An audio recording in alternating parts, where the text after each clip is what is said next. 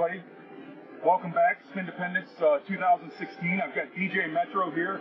And Metro, I'm not sure, I apologize, but it's from Chicago, right? Yep, from Chicago. I mean, are you born and raised Chicago? Yep. Born in Humboldt Park.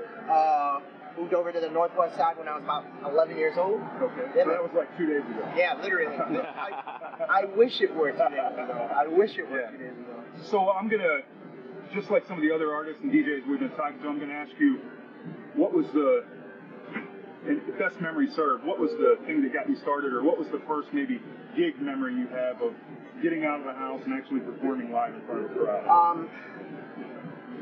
I was 6 years old when I had a cousin. I have a cousin. I thought you were just going to say when you played. No. I have a cousin. When I was 6 years old, he was a house DJ, DJ Method. He was a local DJ, played in a lot of local spots, and house music was, born and raised in Chicago. That's just a sound that we're inherited to, So, I mean, with my generation, luckily, I got to hear, your Julian Drummond Perez's, Tim Spin Shomers, Bills, Chris, Bobby D, even guys before that, like some of the more, not the mainstream guys as you would call it, like Homeboy Lee, Sly Hula Hula Fox, just local guys. So, I mean, I had a big influence. Yeah, huge influences. I mean, I had a cousin who was a hip hop DJ in a group called K7. Okay. And his name is DJ Nonstop. So I was honed into music very, very, very young. My dad played the bongos, and then my first gig and stuff. I got my first set of turntables when I was 9. They were belt drive turntables. They were the worst things. I can imagine you probably beat them up though after. Oh yeah, I beat those things down. First gig. Got, like many other DJs, you bite off a lot more than you can chew, taking on like weddings and pretty big stuff that you're quite not ready for. So it started off like that. Club gigs were probably when I was like 15 years old. Started sneaking into clubs, thanks to my boy Manny, started sneaking into clubs little by little. Now when you were sneaking in, were you just like observing at that point, or were you actually like sneaking on the deck? No, I was working. I had to be at the club by like 9:30 before the security got there, and I was the first DJ on, but I'd stay all night. Nice. Just to listen to all the other that's DJs. An invaluable experience, I can imagine. Yeah, because I'm 15 and everybody's going to school, sports, girlfriends, and that wasn't my thing. Awesome. So like now you're years into it, you got a little bit of practice going.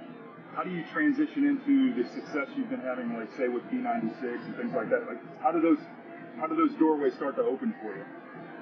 Well, first off, I'd be lying if I said God wasn't involved, because everything that you get is a blessing, especially when you put in so much work. Absolutely, yeah.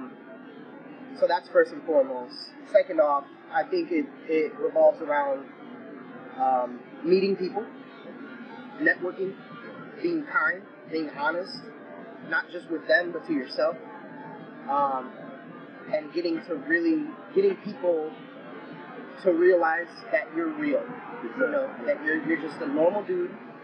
I mean, not without saying for you young kids watching, it's talent's involved too. Yeah, 100%. I mean, you probably were dedicated way beyond like just the average couple hours a day. I'm sure you were getting stuff up in your bedroom, trying to figure it all out.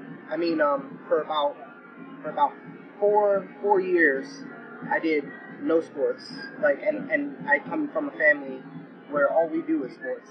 So I did no sports just to make sure I got all of the ABC fundamentals on DJing. So it came down to a lot of practice.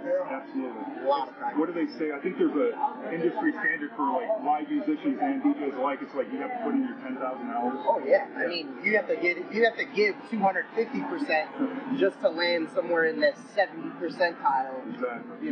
Because at the end of the day, that amount of dedication is going to speak volumes in your live performance. You'll be able to perform at any venue with any circumstances. Given you. And it's funny you mention it. It's a great segue into one of the questions I like to ask is, as an artist, when you show up and you play multiple different venues and travel and stuff, is every show always successful, and is every sound system always perfect? No. No. I mean, techniques. God, how old are Technique turntables? Early 80s. I mean, some clubs still have those turntables from, let's just say they bought those turntables in 1995. They're still 20 years old. You know what I mean? Yeah. Like, those are That's still very, a bad very situation, old. yeah. And if you haven't had them serviced, forget about it. There's bass that it just ruins the technicality of a turntable, which can't be vibrating and all of that. I mean, and that just goes to show it's not just turntables, it's CD players alike. All DJs get, you know, some of them have drinks in their hand. Could be water, could be alcohol. People bump into things, they spill. Clubs don't get it fixed, venues don't get it fixed. It just goes kind of under the radar. What about this? This is something I personally have encountered, and I'm sure you have as well.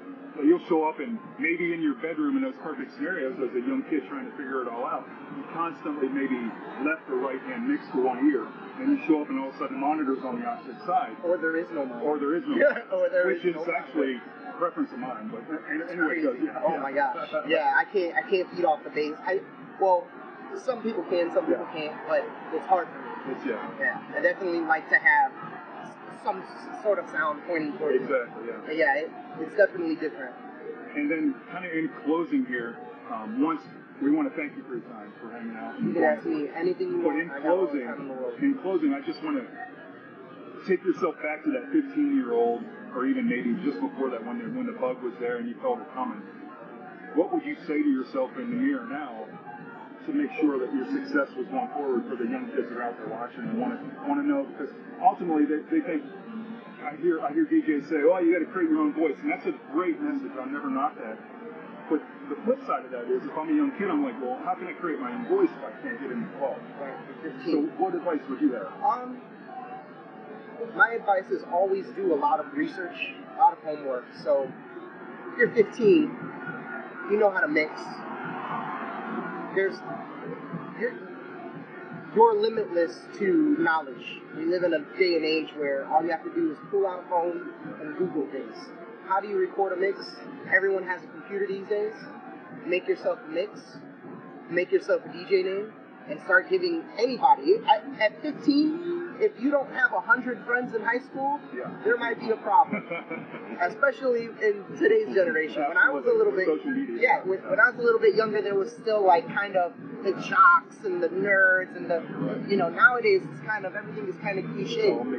Yeah, you know, everybody's generation has changed. Everything is cool. So if you have friends that will listen to your mixes all the time, you've already got 100 people listening to what you're doing. And if you can get 30 of those to support you on a night out. So share it, or to share it.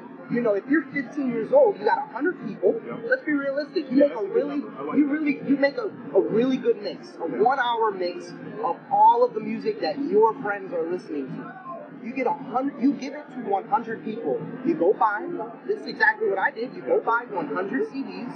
You burn it. You give it out. What happens? They start making copies. Now it gets spread like wildfire. 30 of those people give it to 30 more, and those 30 give it to 10 more. Those 10 give it to 5. Now you're at like 160 people listening to your mix. Create yourself a page. Put more mixes up. Continue that way. If I had to do it all over again, that's what I would have done. If the content available was available then. You know what I mean? Absolutely. So I want to say thanks again to everybody. Hopefully you guys are getting some good advice from all the different DJs and artists that we're interviewing. Once again, Metro in Chicago. We'll put some links in the information below here on the channel. Of course, his Facebook and all that stuff. I want you to subscribe, like, and follow, and find him wherever you can. And